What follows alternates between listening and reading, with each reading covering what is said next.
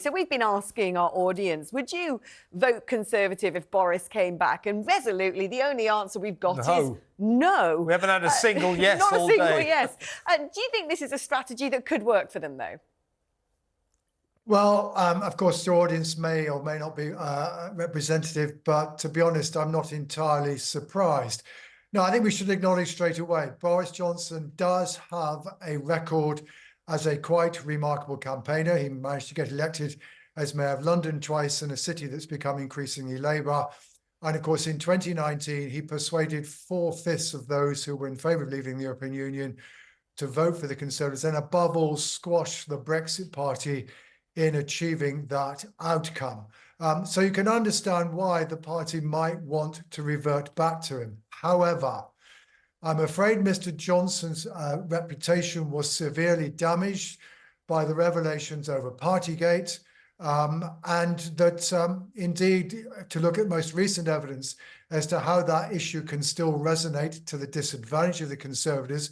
If you actually look at what happened in the immediate wake of the report of the Commons Committee that eventually said that Boris Johnson had indeed misled the House Commons over the Partygate gatherings, that in fact, the failure of the Conservative Party to get in behind that report was followed by a notable dip in the party's level of support. Indeed, most of the progress that Rishi Sunak had made in improving his party's position was more or less thrown away by that. I think that's just the most recent evidence that the truth is that Boris Johnson is now potentially toxic for the Conservative Party.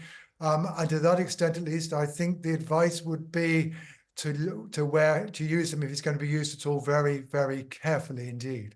I suppose the issue on the table, Sir John, is, how will the Tories fare generally in the red wall constituencies? In a little while, I'd like to ask you what you think might happen in Ashfield. That's for technical reasons. But generally speaking, how do you think the Tories will get on in the seats that they so surprisingly won under Boris at the last election?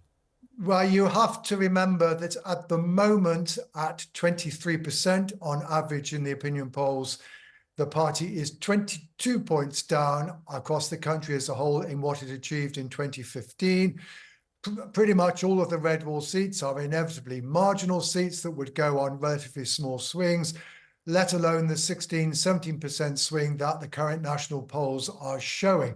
To that extent, at least at the moment, and I emphasize at the moment, the red wall seats are a lost cause, because there is just no way, given their current level of unpopularity, that the Conservative Party is going to hang on to them.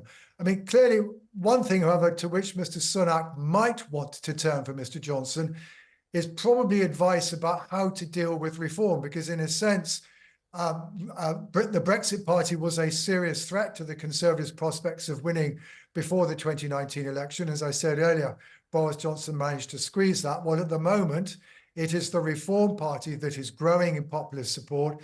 It is the Reform Party that's now probably doing more damage than Labour to the Conservatives' fortunes. And therefore, yes, trying to win those voters around is crucial. But it's not necessarily at the moment a question of focusing on red wall constituencies, which are frankly, look like a lost cause, but rather much more broadly thinking about how the Conservatives can reconnect with Reform voters. And I would say straight away, that isn't just a question of dealing with immigration. If you look at the things that Reform voters complain about, they, like those who are switching to Labour, are complaining about the health service, and they are also complaining about the state of the economy. In the end, those are the two things the Conservative Party has to deal with if it's going to bring back voters, both from Reform and indeed more widely amongst the many voters that it's lost in the course of the last 4 years.